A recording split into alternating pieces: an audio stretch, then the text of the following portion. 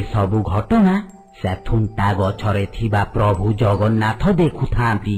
Cavour एभली गर्व ओ अहंकार देखि प्रभु जगन्नाथ बहुत रागी गले और रागिकी कहिले, अरे मु तो कलिजुग मनीष को अहंकार करिबार ओ गर्व करिबार देखिथिली, हेले एठी तो पशु पक्षी माने भी गर्वी होई गलेनी।